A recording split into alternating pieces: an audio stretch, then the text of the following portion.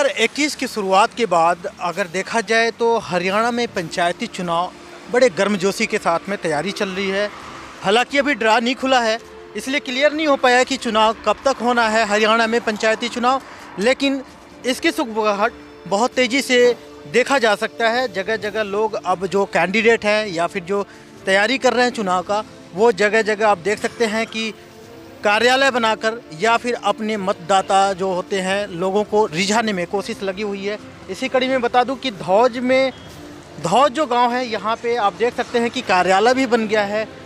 सरपंच के उम्मीदवार हैं इम्तियाज अहमद, जो ये तैयारी कर रहा है और यहाँ पे रोड के किनारे इन्होंने एक अपना कार्यालय खोलकर यहाँ पे लोगों के साथ में बैठ के चाय पर चर्चा, हुक्का पर चर्चा, कुछ इस तरीके की लोगों की यहाँ पे मीटिंग हो रही है, चर्चा कर रहे हैं। हालांकि चुनाव, मैंने बताया कि अभी भी कुछ क्लियर नहीं हुआ कि चुनाव का ड्रा कब निकलेगा, कब डेट आएगा, लेकिन आप देख सकते हैं कि सारे लोग बैठ के जो यहाँ पे चुनाव के लिए चर्चा कर रहे हैं। तो हम बात करेंगे यहाँ के स्थानीय लोगों से, आखिर में जो चर्चा हो रहा है किस बात के लिए चर्चा हो रहा है, और चुनाव जब बिल्कुल अब सर पे है, कभी भी डिक्लेयर हो सकता है, तो इस बार के लिए यहाँ का मुद्दा क्या होने वाला है। क्योंकि ये जो मौजूद लोग हैं, यहाँ के बुजुर्ग लोग हैं, तो ये लोग बैठ के जो चर्चा कर रहे हैं, इस चर्चा का जो मकसद क्या निकाल रहे हैं लोग, और जो चर्चा कर रहे हैं तो इस पे इस बार के लिए क्या रखेंगे, क्या मुद्दा होगा, इनके जो कैंडिडेट हैं, इनके प्रत्याशी है, लोगों के बीच में जाके क्या मुद्दा बताएंगे और क्या लोगों को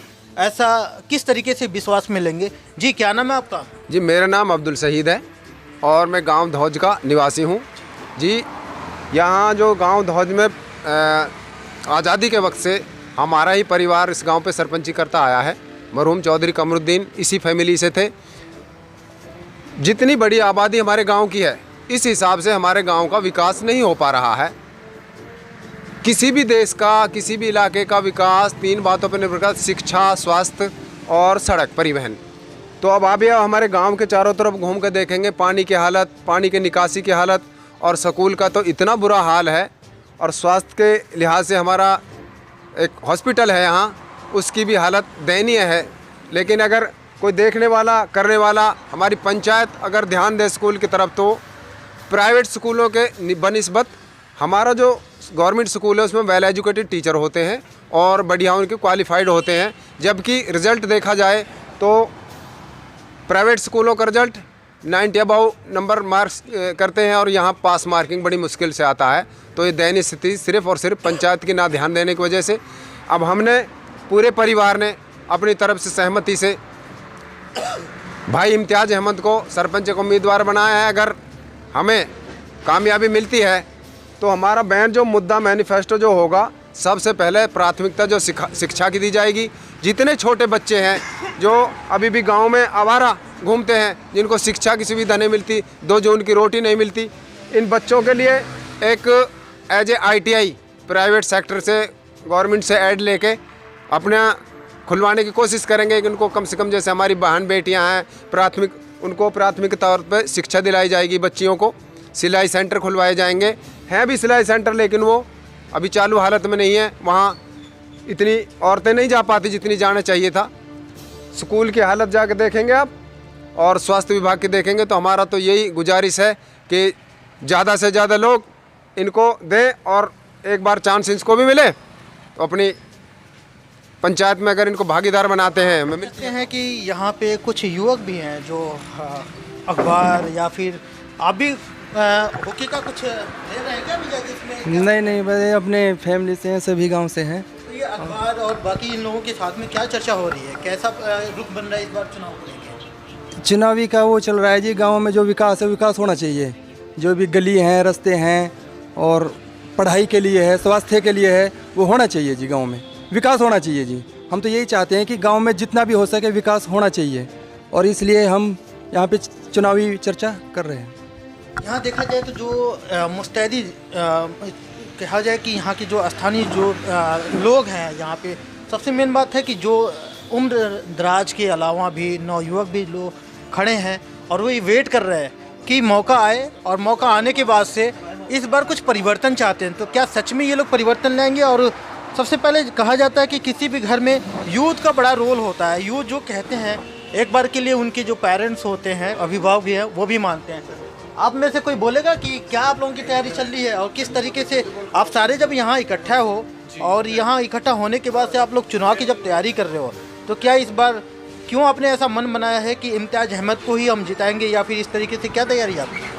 सबसे पहले तो सबसे बड़ी बात यह है कि ये हमारे युवा नेता हैं और सबको आजकल मोदी जी भी हमारे भी कहते हैं कि नई सोच नया समाज, युवा ही देश को आगे ले जा सकते हैं। बाकी जितना भी हम में जितनी भी कमियां थी, जो गांव में कमियां थी, जो हमारे हुक्मरान जो थे उन्होंने जो कमियां थी, उन्होंने गांव का विकास नहीं किया, इसलिए इम्तियाज़ भाई ने अपना नाम लिया है, वो लड़ना चाहते हैं।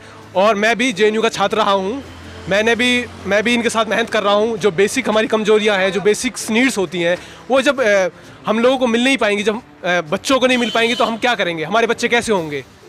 अनपढ़ जाहिल होंगे, नशा करेंगे, नशाखोरी दिन पर दिन हर जगह बढ़ती ही जा रही है। और हमारे गांव के आप हालात देख ही रहे हो, एजुकेशन को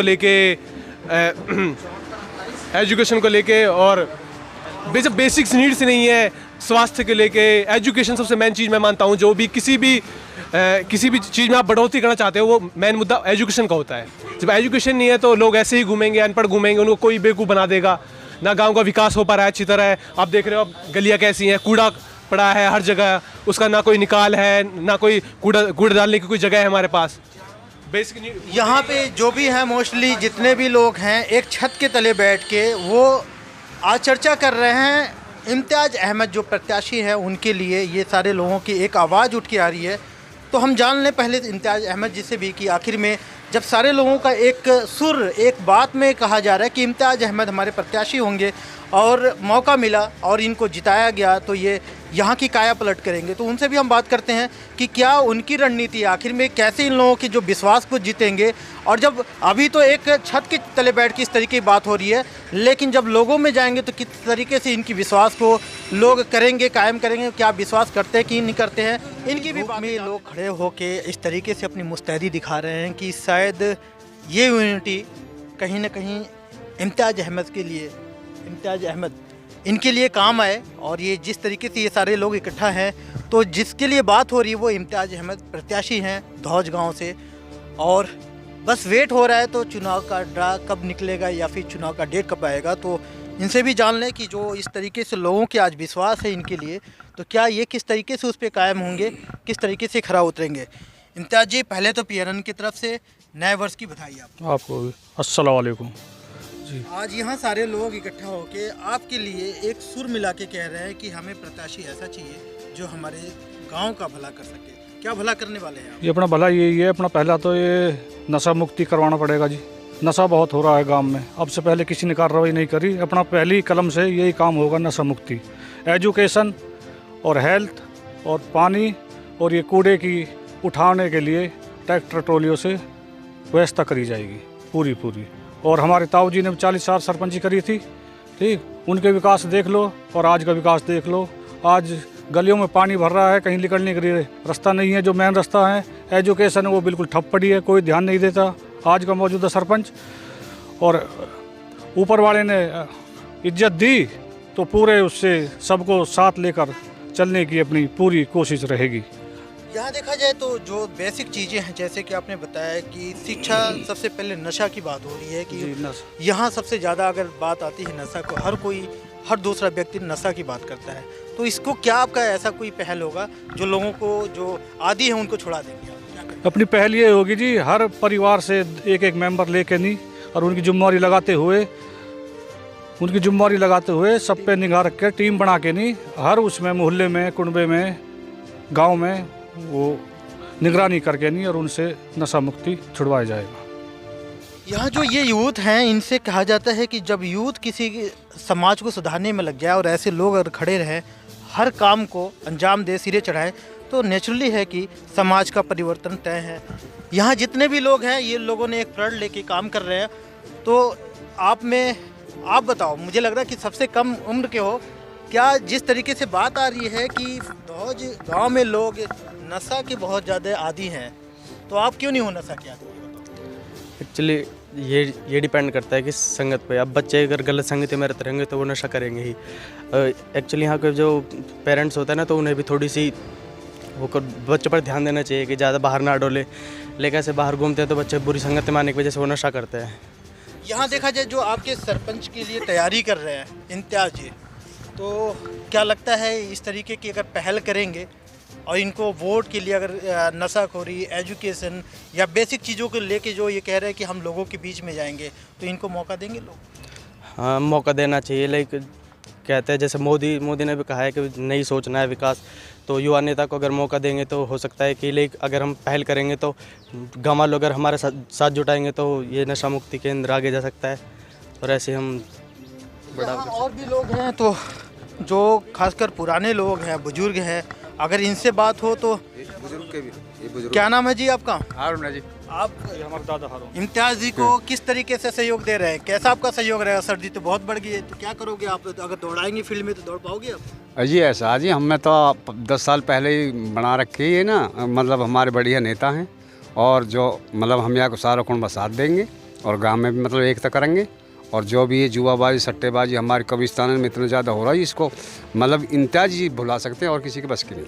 आपके पास तजुर्बा है और जी। बहुत लंबे टाइम से गांव में रहे हो, तो जी। बाकी जो कैंडिडेट होंगे जी। उनसे इनको अलग क्या देख रहे हैं इनमें? इनमें अच्छा ही देख रहे जी, इसमें अच्छाई अच्छी है, बढ़िया आदमी है, बढ़िया अच्छाई है, अच्छाई के साथ लगा जाता है। मुझे लगता है कि कोरोना का सबसे ज़्यादा खौफ आप में है, भाई होना भी चाहिए।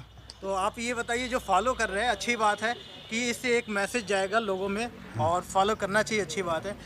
आपके बीच में जो सरपंच की तैयारी कर रहे हैं इम्तियाज़ जी, हाँ जी, आप क्या खूबियाँ देख रहे हैं उनमें? बढ़िया आदमी है, गांव में समाज में बोलने लायक अच्छा आदमी है।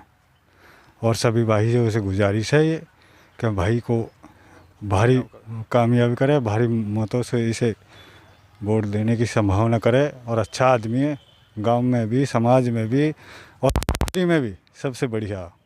देश दुनिया की हर लेटेस्ट खबर देखने के लिए सब्सक्राइब करें हमारे चैनल PNN को और साथ ही बेल आइकन दबाना ना भूलें।